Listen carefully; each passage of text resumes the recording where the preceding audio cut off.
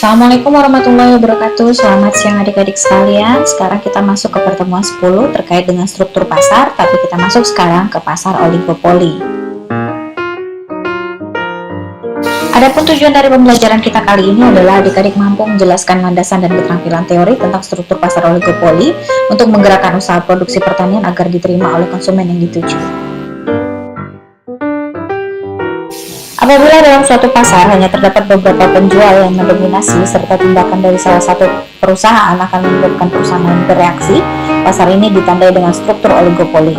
Apabila hanya terdapat dua perusahaan dalam pasar ini disebut duopoli, sehingga duopoli merupakan bentuk khusus dari oligopoli yang hanya terdiri dari dua perusahaan dalam pasar.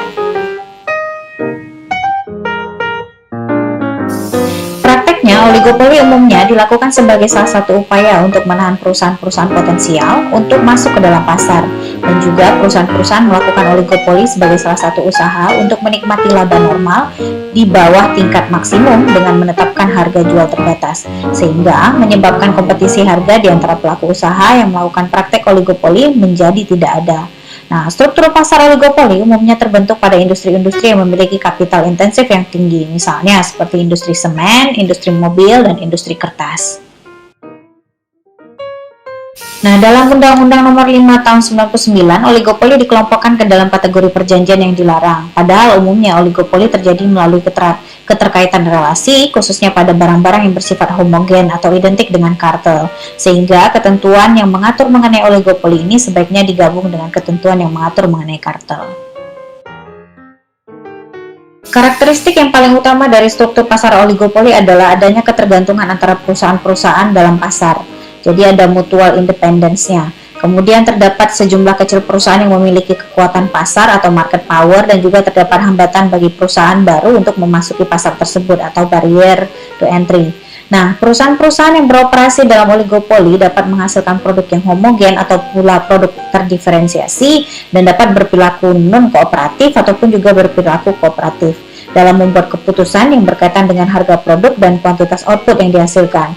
Dengan demikian, dalam pasar oligopoli terdapat sedikitnya 4 jenis struktur pasar oligopolistik, yaitu beberapa perusahaan oligopoli memproduksi produk homogen dan berperilaku non-kooperatif, atau ada juga beberapa perusahaan oligopoli yang memproduksi produk diferensiasi yang berperilaku non-kooperatif, dan juga beberapa perusahaan oligopoli yang memproduksi produk homogen dan berperilaku kooperatif, dan beberapa perusahaan oligopoli yang memproduksi produk diferensiasi yang bersifat kooperatif. Karakteristik oligopoli yang biasa dilihat adalah hanya sedikit perusahaan dalam industri, kemudian produknya homogen dan terdiferensiasi, kemudian pengambilan keputusan yang saling mempengaruhi seperti yang saya jelaskan tadi adalah mutual independence, dan kemudian adanya kompetisi non-harga. Perusahaan-perusahaan oligopoli yang bersikap non-kooperatif atau berperilaku non-kooperatif itu biasanya tidak mengakomodasi perubahan-perubahan harga dari perusahaan lain.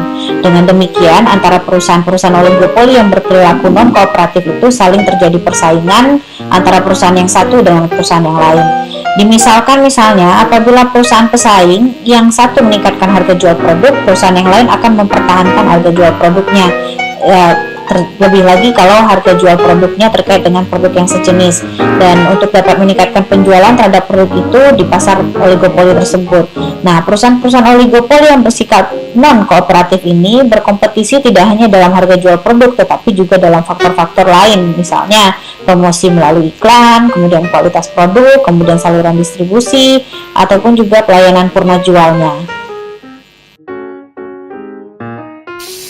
Nah, perusahaan-perusahaan oligopoli yang memproduksi produk homogen murni ataupun produk terdiferensiasi yang berperilaku kooperatif pada umumnya membentuk kartel yang nanti akan mengendalikan pasar melalui pengaturan output produksi dan penetapan harga secara bersama-sama agar memaksimumkan keuntungan ekonomis dari kartel tersebut. Nah, kartel merupakan suatu kelompok perusahaan yang bertujuan membatasi atau mengurangi kekuatan kompetisi dalam suatu pasar. Nah, terkait dengan kartel nanti di bagian bawah kita akan bahas lebih lanjut. Penentuan harga dan promosi tanpa kesepakatan. Walaupun tidak terdapat persepakatan, setiap perusahaan dalam pasar oligopoli itu terkait pada perusahaan-perusahaan lainnya dan juga mampu mempengaruhi perusahaan lainnya. Hal ini disebabkan karena jumlah perusahaan yang beroperasi di pasar tersebut sangat sedikit. Nah, sebagai akibat dari hubungan saling mempengaruhi yang sangat erat tersebut, pengusaha di pasar oligopoli harus membuat perhitungan yang cermat terhadap reaksi dari perusahaan lain bila berniat menaikkan atau menurunkan harga komoditasnya. Nah, dalam pasar oligopoli, penurunan harga dari suatu pasar cenderung menyebabkan perusahaan lain melakukan penurunan harga juga agar mereka tidak kehilangan pelanggan. Nah, sebaliknya, bila suatu perusahaan lain menaikkan harga, produksi perusahaan lain menjadi relatif lebih murah. Nah, sebagai akibatnya, perusahaan yang menaikkan harga akan berkurang pelanggannya karena sebagian atau seluruh pelanggan mereka akan membeli komoditas pada perusahaan lain yang memiliki harga yang relatif lebih murah. Itu artinya, perusahaan lain yang tidak menaikkan harga akan bertambah banyak pelanggannya. Nah, dalam teori oligopoli, kita bisa mendekati dengan yang pertama, tingkat demand curve, kemudian dengan kartel, kemudian price leadership, dan non-price competition, dan game theory. Untuk tingkat demand curve, kartel, dan game theory akan kita bahas sekarang. Nah, tingkat demand curve ini menjelaskan fenomena mengapa di pasar oligopoli tidak mudah berubah. Nah, ini ditemukan oleh si Paul Swayze, ekonom dari Prancis. Dia menjelaskan kenapa fenomena tersebut bisa terjadi. Jadi, di pasar oligopoli, bila suatu perusahaan meningkatkan harga, maka perusahaan lain tidak meniru tindakan tersebut. Tapi apabila perusahaan menurunkan harga, maka perusahaan lain atau pesaingnya justru akan meniru perusahaan tersebut untuk menurunkan harga. Hal ini bisa dilihat dari bentuk kurva di samping. Jadi adik-adik, di sini ada D1 dan D2. Jadi D1 itu menggambarkan permintaan perusahaan oligopoli bila dimisalkan si perusahaan lain tidak melakukan perubahan harga, walaupun perusahaan yang pertama melakukannya. Kemudian yang D2 adalah permintaan yang dihadapi perusahaan oligopolis bila dimisalkan perubahan harga yang dilakukan diikuti oleh perusahaan lainnya. Nah, dimisalkan permulaan harga yang berlaku di pasar adalah P0 dan kuantitas permintaannya adalah Q0. Kemudian, jika perusahaan menurunkan harga ke P1 dari P0 itu turun ke P1, maka permintaan akan bertambah menjadi C1. Nah, kemudian bila perusahaan lain dalam pasar oligopoli tersebut turut menurunkan harga, maka permintaan hanya bertambah sebesar C. Tingkat demand curve ini biasa juga disebut dengan kurva permintaan yang patah. Nah, dalam hal ini terdapat dua situasi yang akan dilakukan oleh perusahaan oligopoli dalam merubah harga jualnya. Yang pertama, mereka turut menurunkan harga apabila perusahaan lain itu turut menurunkan harga. Nah, ini tujuannya agar mereka tidak kehilangan pelanggan. Namun, mereka juga tidak ikut menaikkan harga apabila perusahaan lain menaikkan harga. Karena apabila harga tidak berubah, mereka berharap mereka akan mendapatkan pelanggan. Ini adalah kurva permintaan dan kurva hasil penjualan marginal. Jadi apabila D1, E, D2, adik-adik bisa langsung lihat di gambar, adalah kurva permintaan yang dilengkapi perusahaan oligopoli, maka kurva MR1-nya itu menunjukkan kurva marginal revenue untuk kurva D1. Jadi kurva MR2-nya adalah marginal revenue untuk kurva D2. Sehingga kurva MR dari kurva permintaan yang patah dapat ditunjukkan oleh gambar yang di samping. Jadi D-nya kelihatan lekukan atau patahan, kemudian MR-nya juga terjadi patahan. Nah, di dalam oligopoli juga ada yang namanya maksimalisasi keuntungan oligopoli. Nah, ini tentu saja tetap sama akan dicapai jika MR-nya sama dengan MC. Karena ada saat MR bergerak vertikal, maka harga bersifat tetap dan cenderung berada pada harga yang ditetapkan pada permulaan. Nah, bagi perusahaan pada pasar oligopoli tidak mengambil kesepakatan, maka tingkat harganya tetap dan tidak akan berubah. Ini adalah gambar maksimasi keuntungan oligopoli. Jadi selama perusahaan biaya produksinya tidak menyebabkan kurva MC berada di bawah MC1, itu artinya keseimbangan dalam pemaksimuman keuntungan yang ditemukan tidak akan mengalami perubahan. Sekarang kita masuk ke kesepakatan kartel. Jadi kartel itu bisa kartel yang membagi pasar atau market sharing kartel, atau bisa juga dengan kartel yang terpusat atau central kartel. Nah, perusahaan-perusahaan sepakat untuk menghasilkan produksi dengan sejumlah tertentu dengan harga tertentu pula. Nah, ini biasanya ada batasan secara bersama, itu yang biasanya dilakukan dalam kartel. Dan keuntungan maksimum yang dituju adalah keuntungan kartel, bukan satu perusahaan saja, tergantung dengan berapa perusahaan yang bergabung dalam suatu kartel. Kemudian dimanfaatkannya untuk menghadapi perang harga di antara mereka. Jadi karena bila terjadi perang harga, maka akan merugikan semua perusahaan oligopoli, oleh karena itu kartel diadakan. Nah, di banyak negara kartel ini dilarang, termasuk di Indonesia.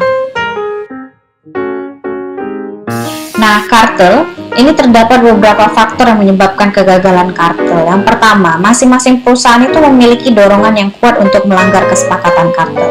Jadi, setelah dilanggar ya otomatis anggota kartel juga bisa berselisih pendapat mengenai kesepakatan kartel. Kemudian adanya juga ancaman dari pemain-pemain baru karena keuntungan yang diperoleh oleh anggota kartel tersebut. Nah, ini yang ketiga terkait dengan oligopoli, yaitu teori permainan atau game teori. Jadi, teori permainan atau game teori ini adalah suatu pendekatan matematis untuk merumuskan situasi persaingan dan konflik antara berbagai persaingan. Teori ini biasanya dikembangkan untuk menganalisa proses pengambilan keputusan dari situasi persaingan yang berbeda dan melibatkan dua atau lebih kepentingan. Jadi kalau kita bahas mengenai game teori, itu mengandaikan ada dua belah pihak yang masing-masing pihaknya melaksanakan pergerakan mengambil keputusan dengan asumsi seperti misalnya kolusi kartel atau perjanjian, dan ada juga yang tidak melakukan perjanjian sama sekali. Sehingga masing-masing pihak menghitung pergerakan dan strategi dengan hasil akhir yang berbeda, seperti bisa dipastikan atau tidak bisa dipastikan, atau optimal atau tidak optimal. Dalam game teori, ada kepentingan-kepentingan yang bersaing dalam permintaan yang disebut dengan pemain atau players. Nah, anggapan yang digunakan adalah bahwa setiap pemain itu pasti mempunyai kemampuan untuk mengambil keputusan secara bebas dan rasional. Nah, ini adalah game teori yang dikembangkan dari Prisoner's Dilemma. Jadi, para penjahat gitu ya memiliki dilema. Jadi ada penjahat A dan penjahat B. Jadi masing-masingnya diperlihatkan kemungkinan kalau seandainya dia mengaku dan tidak mengaku. Jadi kita contohkan untuk penjahat A. Jikalau dia mengaku, kemudian penjahat B juga mengaku, maka penjahat A akan sama-sama dan B akan sama-sama mendapatkan ganjaran 6 tahun. Nah, jika seandainya kalau penjahat A tidak mengaku tapi penjahat B justru mengaku, maka penjahat A terancam 10 tahun penjara dan penjahat B hanya 2 tahun penjara. Dan jika seandainya penjahat A itu mengaku tapi penjahat B tidak mengaku, justru nanti penjahat A bisa dipenjara 2 tahun dan penjahat B dipenjara 10 tahun. Dan jika misalnya kedua-duanya sama-sama tidak mengaku, penjahat A dan penjahat B, mereka maka akan mendapatkan keringanan hukuman justru, yaitu sama-sama hanya akan dipenjara 4 tahun dan 4 tahun. Oleh karena itu, ini adalah dilema yang dihadapi oleh para penjahat, apakah dia akan mengaku atau tidak mengaku. Nah, ini contoh game teorinya. Nah, dari situ kan kita harus mengetahui apakah posisi yang terbaik. Jadi, posisi yang terbaiknya adalah mengaku, sehingga penjahat A dan B sama-sama ditahan selama 6 tahun. Sedangkan yang optimal itu justru terletak pada bagian tidak mengaku, sehingga hanya ditahan selama 4 tahun. Namun ada kemungkinan salah satu penjahat akan mengaku. Nah, terdapat beberapa sumber kekuatan oligopoli. Yang pertama adalah peraturan perundang-undangan yang hanya memberikan izin pada beberapa perusahaan saja yang beroperasi di pasar. Kemudian yang kedua, hanya beberapa perusahaan saja yang memperoleh hak paten untuk menggunakan suatu proses produksi tertentu atau memproduksi suatu produk tertentu. Kemudian yang ketiga, hanya beberapa perusahaan saja yang memiliki akses terhadap input yang diperlukan untuk memproduksi output tertentu. Yang keempat, kesetiaan konsumen yang dihasilkan dari pemain-pemain lama di dalam industri, misalnya karena keunggulan mutu maupun pelayanan yang lebih baik, sehingga sangat sulit bagi pemain-pemain baru untuk masuk ke dalam industri tersebut. Nah, kemudian biaya awal investasi yang besar biasanya diperlukan untuk masuk ke dalam industri oligopoli ini. Nah, selain itu ada juga skala ekonomis yang terjadi pada selang output yang besar, sehingga di dalam industri hanya tinggal beberapa perusahaan saja. Baiklah, sekian saja untuk pertemuan kita hari ini terkait dengan pasar oligopoli. Minggu depan kita akan bahas juga mengenai pasar oligopoli, tapi kita lebih kepada penentuan harga. Terima kasih atas perhatian adik-adik. Mohon maaf jika ada kesalahan. Assalamualaikum warahmatullahi wabarakatuh. Selamat siang.